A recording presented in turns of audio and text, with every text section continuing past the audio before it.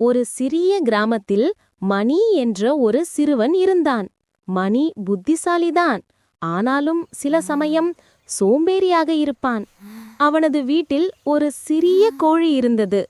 அந்த கோழி முட்டை வைத்தால் மணி அதை கடைக்கு கொண்டு சென்று அந்த முட்டையை விற்று கடையிலிருந்து காசு வாங்கி வந்து வீட்டில் தருவான். இதுவே அவனது வாழ்க்கை. ஒரு நாள் மணி நினைத்தான், இந்த கோழி தினம் ஒரு முட்டைதான் வைக்கிறது. அது ஒரு நாளில் 2 அல்லது 3 முட்டைகள் வைத்தால் நான் அதிகமாக பணம் சம்பாதிக்கலாம் என்று எண்ணினான். அவன் உடனே ஒரு யோசனை செய்தான். அவன் கோழிக்கு அதிக உணவு கொடுக்க ஆரம்பித்தான். அதற்கு அரிசி, சோளம், பழம் எல்லாம் அளவுக்கு அதிகமாக கொடுத்தான். அந்த கோழி சாப்பிட முடியாமல் சாப்பிட்டுவிட்டு சோர்ந்து போய்விட்டது. அடுத்த நாள் அது ஒரே ஒரு முட்டைதான் வைத்தது. மணி ஏமாற்றமடைந்தான். பின் அவன் மீண்டும் யோசித்தான், இது இன்னும் சாப்பிட வேண்டுமா அல்லது ஓய்வு எடுக்க வேண்டுமா என்று தெரியாமல் சிந்தித்தான். அவன் தனது தாத்தாவிடம் இதை பற்றி கேட்டான். தாத்தா சிரித்தபடி சொன்னார், மணி, இயற்கைக்கு என்று ஒரு விதி இருக்கிறது. ஒரு கோழி ஒரு நாளில் ஒரே ஒரு முட்டை மட்டுமே வைக்கும் திறனுடையது. நீ அதை வலுக்கட்டாயமாக முட்டையிட வைக்க நினைத்தால் அது உடல்நிலை சரியில்லாமல் போய்விடும்.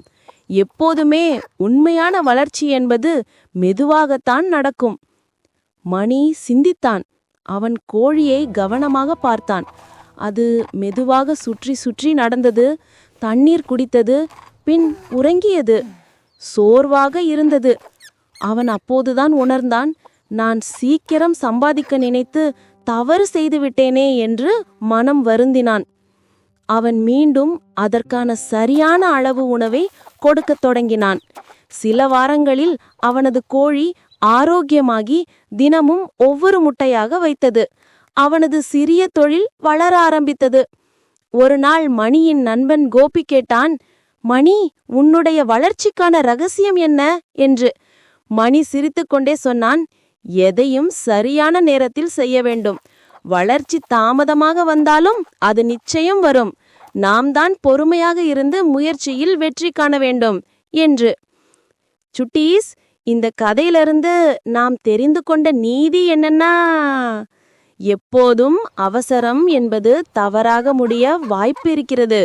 அதனால் பொறுமையாக இருந்து எடுத்த முயற்சியில் வெற்றியை பெற வேண்டும்.